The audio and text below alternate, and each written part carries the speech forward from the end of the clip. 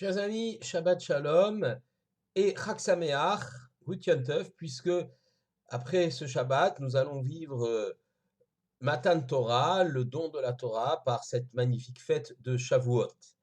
Et je voudrais parler, effectivement, concentrer mon propos sur cette fête de Shavuot, troisième des fêtes de pèlerinage, des Shalosh Regalim, la fête de Shavuot qui est consacrée à cet événement incroyable, extraordinaire, qu'est le Matan Torah, le don de la Torah au peuple juif. La fête de Shavuot est peut-être la seule fête dans la Torah pour laquelle aucune date n'est indiquée.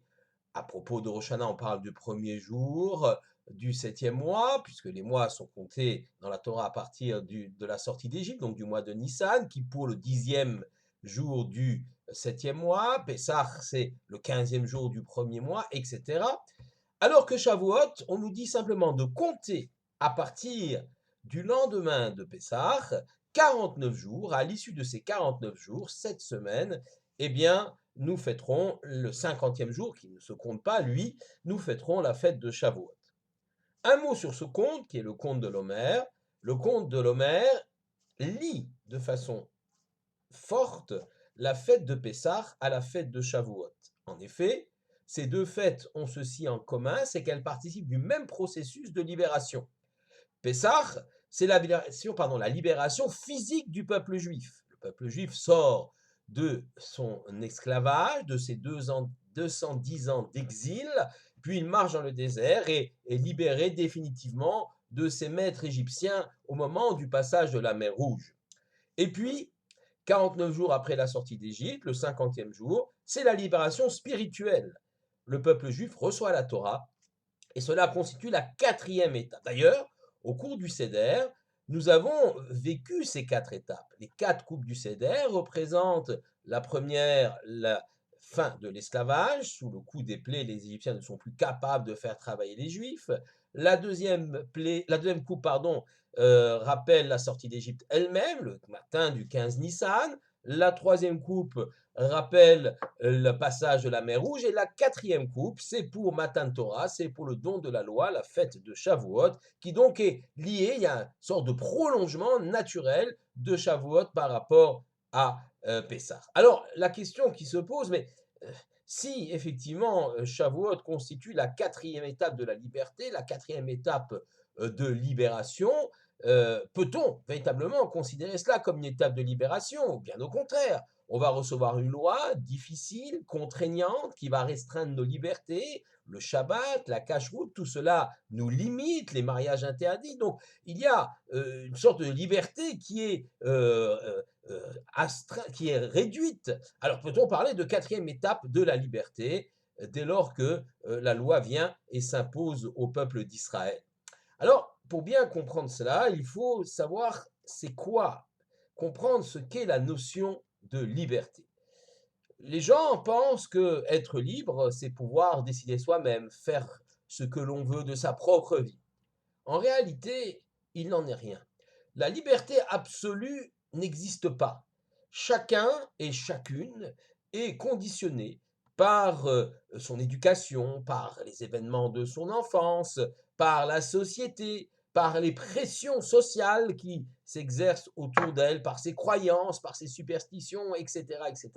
Donc d'emblée, la limite je dirais la liberté de l'homme est déjà limitée. Elle est également limitée par le fait que simplement on doit pouvoir vivre en société. Tout le monde connaît cet adage, la liberté de chacun s'arrête là où commence celle des autres. En effet, la loi est là pour organiser la société de façon à ce que les hommes ne se détruisent pas les uns les autres, ne se mangent pas les uns les autres. Et donc, effectivement, pour que mon voisin, mon prochain puisse exister, il faut pouvoir restreindre ma liberté. Cette liberté aussi, elle est restreinte lorsque l'on décide de partager sa vie, au moment de son mariage, dans la vie de couple, etc., etc. Et puis, et puis, il y a également une autre dimension de la liberté qu'on oublie souvent. Prenons l'exemple d'un individu qui se perd dans la forêt et devant lui, il a deux chemins. Il ne sait lequel prendre. Évidemment, il a la liberté de choisir le chemin de gauche ou le chemin de droite. Il en est tout à fait libre. Sauf que il ne sait pas lequel choisir, il ne sait pas où mènent ces deux chemins. Peut-on vraiment parler de liberté dans l'ignorance de l'aboutissement de ces chemins?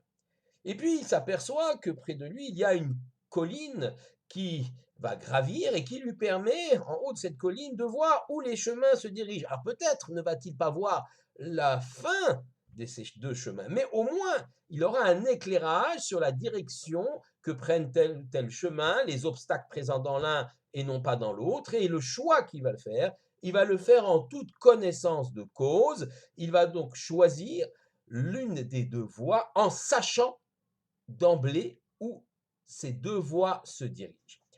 Alors évidemment, cette vision des choses est tout à fait comparable à l'acquisition de la connaissance. Si l'on dit que la Torah, eh bien, n'est pas seulement un code de loi ou un livre d'histoire, mais véritablement le mode d'emploi du monde. Le fait que j'étudie la Torah, que je me pénètre de ses enseignements, va me donner un surcroît de connaissances dans la vie ce surcroît de connaissances va me permettre alors de choisir en toute connaissance de cause, comme cet homme qui choisit un chemin ou l'autre, et il le fait en toute connaissance de cause. Il a véritablement un choix par rapport à l'homme qui, totalement ignorant, choisit totalement au hasard et en vérité n'est pas libre de choisir. La Torah nous permet donc d'acquérir une perception et une connaissance du monde qui nous permet alors, au moment des choix de vie que nous devons faire, de le faire en plus grande liberté, avec un choix qui est véritablement éclairé. L'ignorance est l'antithèse de la liberté. La liberté, c'est l'acquisition de la connaissance et la capacité de se mouvoir dans ce monde en y comprenant un peu quelque chose, comme une lanterne qui nous éclairerait sur le chemin à prendre. Et donc voilà en quoi, effectivement, Matan Torah, le don de la loi, est une liberté supplémentaire, un surcroît de liberté. Mais je voudrais m'attacher sur un autre élément de Shavuot. On nous dit que lorsque les enfants d'Israël sont arrivés au pied du mont Sinaï, ils sont arrivés le premier Sivan. Il y a eu un certain nombre de va-et-vient entre Moïse et Dieu, Moïse allant parler au mont Sinaï avec l'Éternel, et Moïse revient, et Dieu lui a ordonné, lui a dit, voilà, on va vous donner la Torah, et je demande 2 jours de préparation pour recevoir ce Matan Torah. Préparation physique, on se lave, on lave les vêtements, on va se purifier au mikvé, on se sépare des épouses, voilà, pour ne pas être trop léger, si on peut dire dans l'esprit, avant d'aborder ce grand moment du Matan Torah. On se prépare donc aussi psychologiquement, spirituellement. Et puis voilà que Moshe, de façon volontaire, sans même que l'Éternel le lui a ordonné, Osif Yom Echad Midaato, il ajoute un jour supplémentaire de son propre chef, un jour supplémentaire de préparation.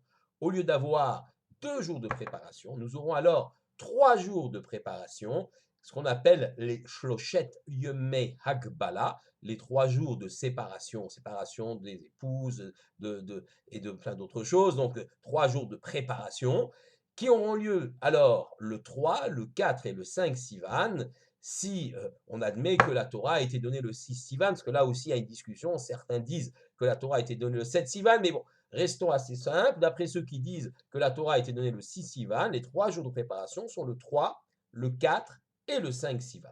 Alors effectivement, d'où le savons-nous ça? D'une Gemara, une Gemara qui se trouve dans le traité de Shabbat, Daf P Zayin, folio A. Donc dans ce traité de Shabbat, c'est marqué Tania Shoshadvarim Asa Moshe Midato, Ve Iskim Akadosh Baruch Hu Imo. 3 choses Moshe a fait de lui-même et l'Éternel l'a approuvé. Aussi Fiom Echad Midato, il a ajouté donc un jour supplémentaire, comme nous l'avons dit.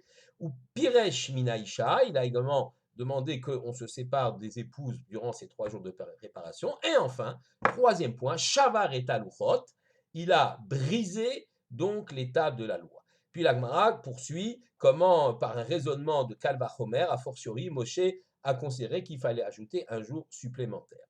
Alors, je ne vais pas commenter la totalité de ce passage du Talmud, mais expliquons d'abord le moment où Moshe a brisé les tables de la loi. Pourquoi l'a-t-il fait? Pourquoi a-t-il pris cette initiative? Eh bien, lorsqu'il revient du mont Sinaï, il a les 2 tables de la loi dans ses bras, il est écrit dessus Anochi Hashem Elokecha, je suis Éternel ton Dieu, Lo yelecha Elohim acherim, tu n'auras pas d'autre Dieu que moi. Et voilà que les enfants d'Israël, de façon, j'allais dire, avec insolence, servent un autre Dieu, un Dieu d'or, le veau d'or. Donc Moshe brise l'étape de la loi afin d'exonérer le peuple d'Israël de toute sentence. Il n'y a pas plus de loi, il n'y a pas de condamnation possible. Si la loi disparaît, il n'y a pas de condamnation possible. C'est ainsi que Moshe pense sauver les béné Israël et Dieu va approuver cela parce qu'il y a une forme de compassion, une forme de responsabilité aussi de Moshe qui veut défendre son peuple coûte que coûte, même s'il a fauté. Mais revenons sur ce jour supplémentaire que Moshe a ajouté.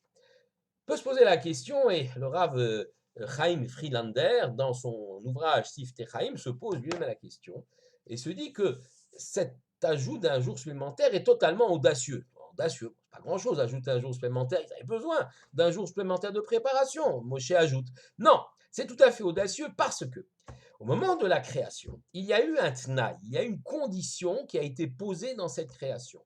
La création du monde va être en suspens, le monde va être en suspens jusqu'au jour où les Juifs vont accepter la Torah. D'ailleurs, s'ils ne l'acceptent pas, le monde retournera au chaos. Et c'est le sens d'ailleurs du Midrash, qu'on explique ainsi, Kafa alem ar kegigit, donc Dieu a pris la montagne et les a retournés comme un couvercle de marmite prêt à écraser les enfants d'Israël. Il leur a dit, si vous acceptez la Torah, c'est bien, et sinon, ceci sera votre tombeau. Et les sages posent la question, mais pourquoi fallait-il menacer les enfants d'Israël pour les forcer à accepter la Torah? En vérité, il venait de dire, avant Matan Torah, Nas et Venishma, nous ferons et nous comprendrons. Donc une façon extraordinaire de montrer sa confiance en Dieu et d'accepter la loi qui nous offre, la loi qui nous donne. Pourquoi alors les menacer? Réponse, il ne s'agit pas ici de forcer les Bnei Israël à accepter la Torah, mais il s'agit de leur montrer de façon très pédagogique, de façon claire, que s'ils ne l'avaient pas accepté, effectivement, le monde serait retourné au chaos. Il y a donc il y a donc une condition suspensive dans la création qui est attachée au fait, suspendu au fait que les enfants d'Israël acceptent ou non la Torah.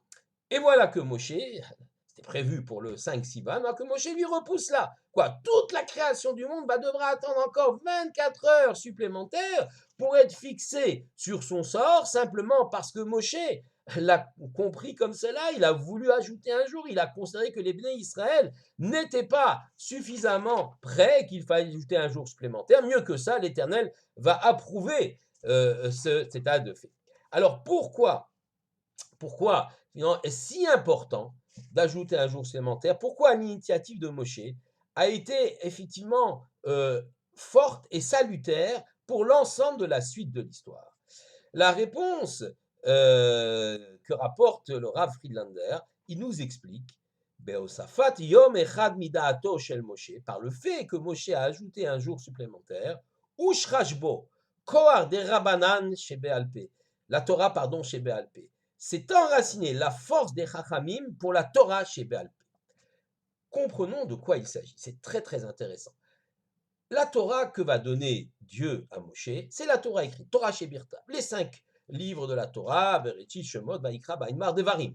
Ce texte-là est écrit, il ne souffre pas de modification, il doit être étudié, compris, et cela est clair, et cela sera livré, Moshe va l'écrire sous la dictée de Dieu. Mais à côté de cela, Dieu va commencer dès le début de sa rencontre avec Moshe à expliquer, à donner des compléments, des réflexions. Et ensuite, Moshe, fort de cet enseignement, va l'expliquer à Yoshua et aux anciens, et ainsi va se mettre en place la longue tradition de transmission de cette Torah orale, Torah Shebéalpé, qui finalement sera écrite en 210 par Rabbi Yehuda Nassi, Rabbi Juda le Prince, c'est le rédacteur de la Mishnah. Donc ce long processus de Torah Shebéalpé qui est indispensable, indissociable de Torah Shebirta, de la loi écrite, va commencer au moment même du matin de Torah. Et même avant, et c'est ça la chose qui est extraordinaire, Moshe, considérant que on ne peut pas se contenter de 2 jours de préparation, il en faut un supplémentaire, va introduire pour la première fois, avant même que la Torah écrite soit donnée, la force qu'auront, qu'à lui-même, mais qu'auront tous les chachamim, tous les rabbanim dans toutes les générations jusqu'à la fin des temps, d'innover, de faire ce qu'on appelle des chidushim, de créer, de façon inspirée bien sûr par Dieu toujours, mais de créer ce qu'on appelle Torah Shebéal Pé, la loi orale, qui est le fondement même de l'existence du peuple juif, qui garantit son identité et sa nature. Moshe, en ajoutant un jour supplémentaire, crée le concept, la dimension de l'intervention humaine dans la réflexion et dans la création de ce qu'on appelle la loi orale, Torah Shebéal Pé. Et il le fait avant même que la Torah soit donnée, la Torah écrite soit donnée, que les 10 commandements soient donnés, pour bien enraciner la chose dans le cœur de l'ensemble des enfants d'Israël. Et on voit pourquoi effectivement le fait que Moshe ajoute un jour supplémentaire à la préparation à Shavuot, au Matan Torah, est si important, car c'est à ce moment-là que se crée le concept de Torah Shebéal Pé, de la loi orale. S'il ne l'avait pas fait, alors on aurait peut-être été sur un autre modèle, c'est-à-dire qu'une simple Torah écrite, unique, avec un dogme figé, qui n'aurait probablement pas passé l'histoire. Mais le fait que ce Torah Shebéal Pé vient accompagner la Torah Shebirtav, la loi écrite, toujours bien sûr inspiré, la loi orale par l'Éternel lui-même, il ne s'agit pas de dévier, de faire n'importe quoi, mais toujours inspiré. Eh bien, cette dimension-là a été créée par Moshe lui-même. Il a ajouté un jour supplémentaire et il a permis finalement que le Matan Torah, le don de la loi, soit complet, le don de la loi écrite, mais bien évidemment aussi accompagné de la loi orale, Torah Shebéal Pé. Shabbat Shalom et Chag Sameach à tous.